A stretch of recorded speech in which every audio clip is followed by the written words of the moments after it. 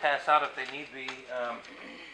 The last time I was here, Kim wanted me to get him some things dealing with our equipment. I don't know if I sent these out to everybody else. I know I did to Kim. We all got a copy. Did you? On the equipment stuff? On the equipment list? Yeah. I gave him that. Yeah, that, and there was a letter also. Yeah, I got. No Oh. letter. Hand me one of them, Mike. I don't really have Okay. it on anymore. I'll give made copies. So Did you try to dazzle us with your letter? no I want to know dazzling. who wrote it for you.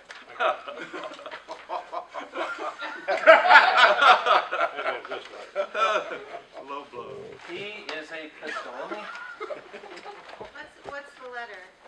Did it come with this email? It was a private letter to Mr. Wheeler. Oh. Oh. And now everybody gets to see it that wants to. Ooh. He asked me a question dealing with our equipment, and some of this other stuff was automatic. We just pulled it off our records. That the letter is not automatic, but it just explains everything. Whoa. Out here, don't fall down on us. Yeah. So I thought everybody else might want to see it. It just updates everything in our equipment. It's actually, I think, much better than what it looks like on the surface. There's a sheet, I think, inside of the one section of 4 or 5 pages there, and there's, what, 10 or 12 pieces of equipment. When you look on there, it goes back to 1990, maybe, 91, and you think this equipment's 20 years old. Well, it is, but they've also had engines replaced, in some cases 2 engines replaced, and I think it tells in there how many hours on an engine before it's really old.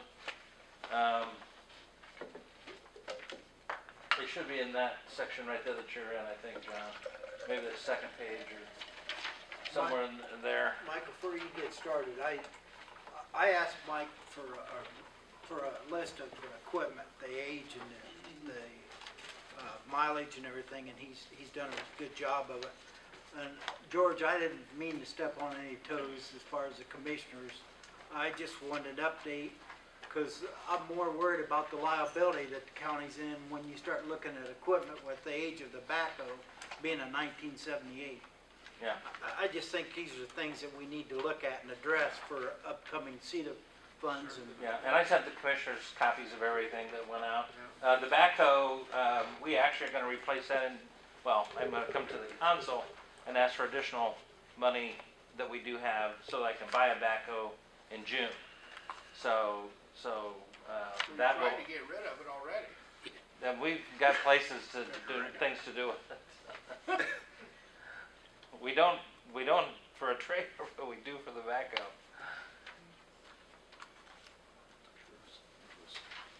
Anyway, a lot of our equipment that looks old, really, Kevin does a very good job on keeping it repaired. In some cases, 1 engine, and in other cases, even 2 engines. So something that looks old on the surface by year really isn't as far as the running capability of the truck.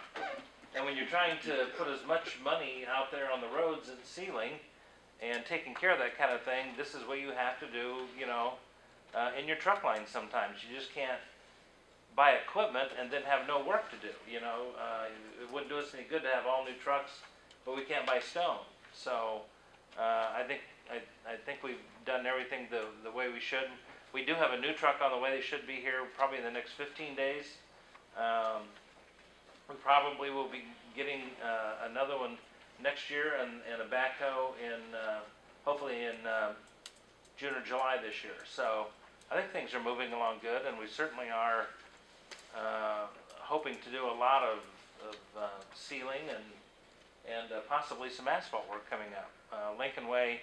You haven't forgot about the west part of the county yet, have you? Absolutely. Did you shove that off to K County? Or Actually, I've kind of forgotten the east side. They tell me I'm on the west side too much, and that I need to move east at some point in time. So It's all a matter of priorities, then. definitely. In the building behind the fuel center out there, what do you store in there? Anything we can, You but don't put snowplows in there in the wintertime or in the summertime? no. Just leave them set out. Yes. We paint them. I mean, they really haven't been used very much.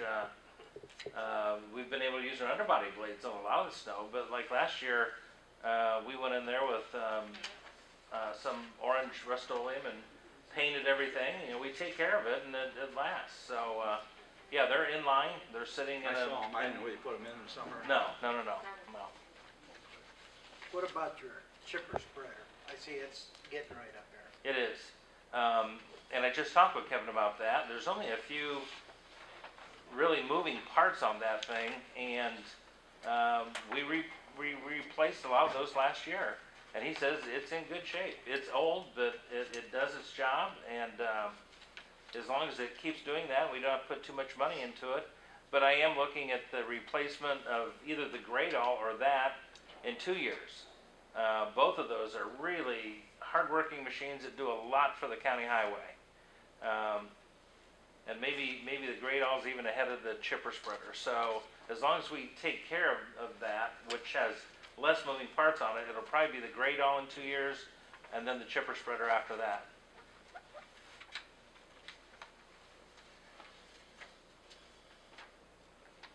And that's really all I had.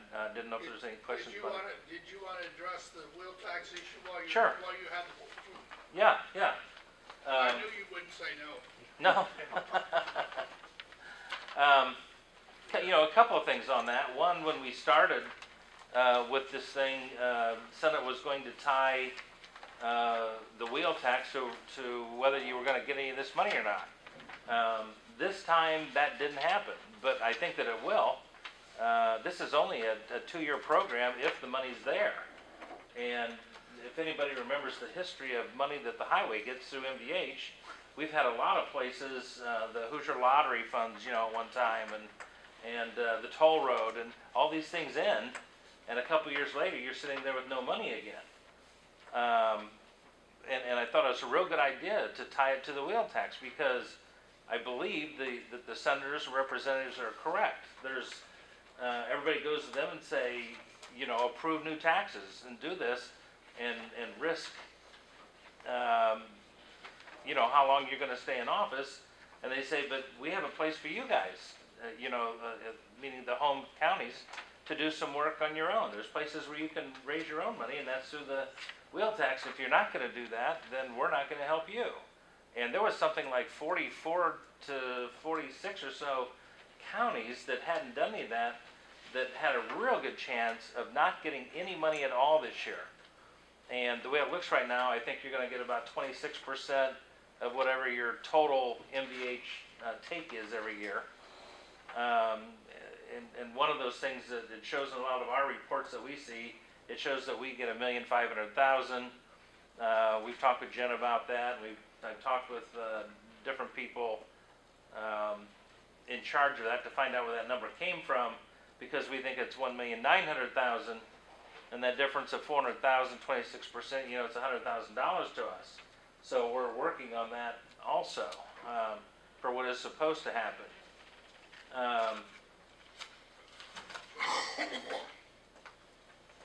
Again,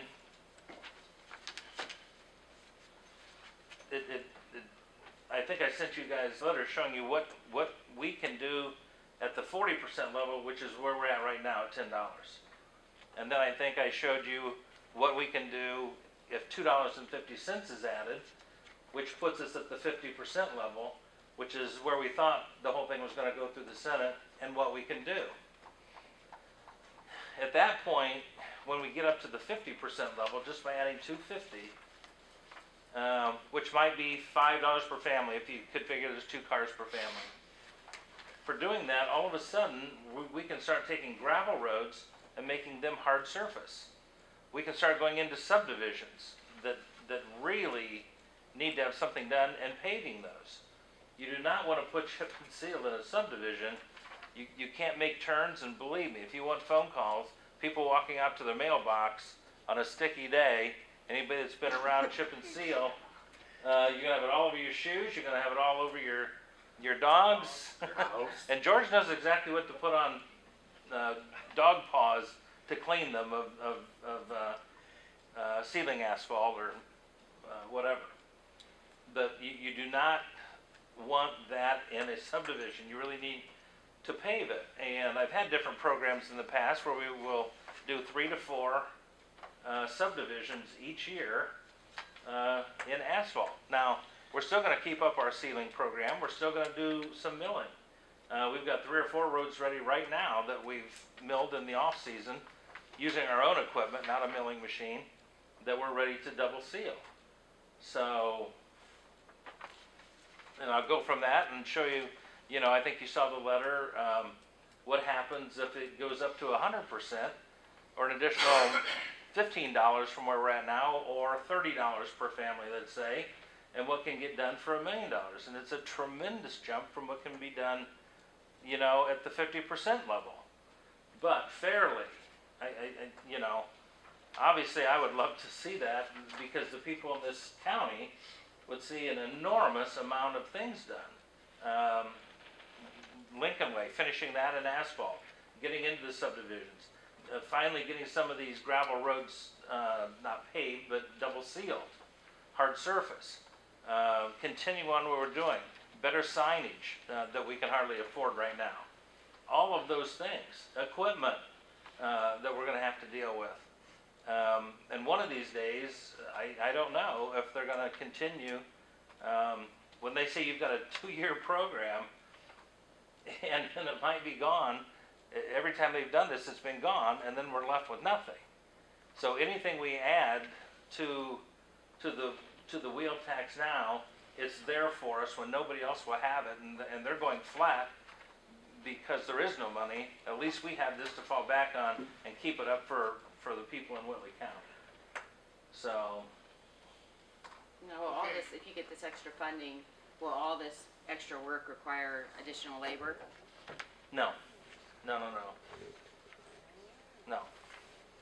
Any of the sealing, obviously we would do all of that, and we do that with our own people.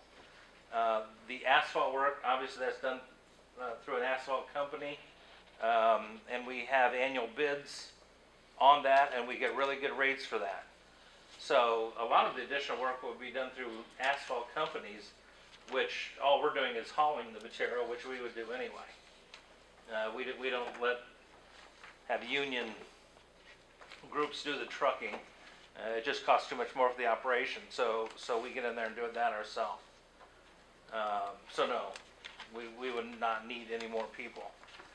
But I mean, we'll try to start sooner. Right now, our work season, our construction season, is basically June, July, August, and about till September 15th. After September 15th, you really shouldn't be putting down liquid asphalt because it's supposed to have 30 days of being down before the first frost. Well, you never know exactly when that first frost is coming, but you can lose a lot of stone if you try to seal too late, maybe up till maybe the 1st of October. So we're kind of careful with that. We have gone to the 1st of October, but we've also lost some stone in doing that. The first time the grader blades come down, you know, with an early snow or something like that.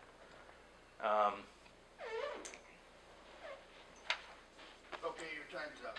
Thank you. I'm dry. I just want to say, Attorney Ziegler gave me, and I don't know if I got it in time to get in your packet, he redid the whole ordinance to leave blanks where the amount is, so you guys could think about it, because probably from the last time, if you remember when I passed this out, this had the $10 per car, and you guys voted on it, but then said you were going to wait to see what was going to happen if we needed to go to the full amount to get the the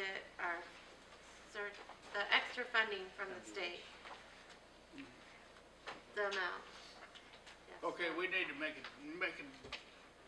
understand whether they are making a new decision on this ordinance. And it does not, to the new legislative, it does not have to be halfway to get the funding now. They went with the Senate bill instead of the House bill. So you can leave it at 10, you can bump it up to $12.50, you could go to $15, or you could max it at $25 per car. But the other part that he took out, Attorney Ziegler did, was that this doesn't have to be the sunshine clause where on number 8 where it had the dates in there, and then number 10 where it said 20% of the revenue from MVH shall be used to convert dirt roads to paved. That was not being done anyways, so the whole ordinance got redone. Okay, When you talk about number 10, is it on the paperwork that we have? You had it in the last meeting, so if you don't Okay. have it, if you don't Okay. keep it or remember from the Yeah, last okay. meeting, you probably don't have it, because Yeah. we just kind of put it aside until we found out what they were gonna do, legislation-wise, I should say. So if you want to just look at it some more with all the changes that came at the end there for next week, we have to adopt it though, or make a motion, because it has to be in by June 30th. So if you want to look at some more of the rates, or see what the numbers are gonna be, you can do that, but you're gonna have to make some kind of determination in Next June. month. yeah. You wanna wait till next month? Yeah, I'd like to check around and see what some of the other counties have Surrounding their counties? wheel tax rates. Is there a way to, do you know of anywhere to get that in one place? Yeah, it's all Yes. public. Okay. And then the other thing, you left all the part down here before where you had the larger trucks. So we can keep those the same, or we can reestablish those. So Attorney Ziegler left those blank, took out the dates, and took out the part about the dirt roads to paved roads. Okay, So- George? I'd like to say one quick thing if I could. I think this came about a lot in part of the Mayors and Commissioners Caucus that we have for Northeast Indiana. That's the one project that we had last year to try to force our legislators to do something about this. And we did a lot of lobbying, and that Mayors and Commissioners Caucus does a lot of good. I just wanted to say that. And we meet once a month at the partnership.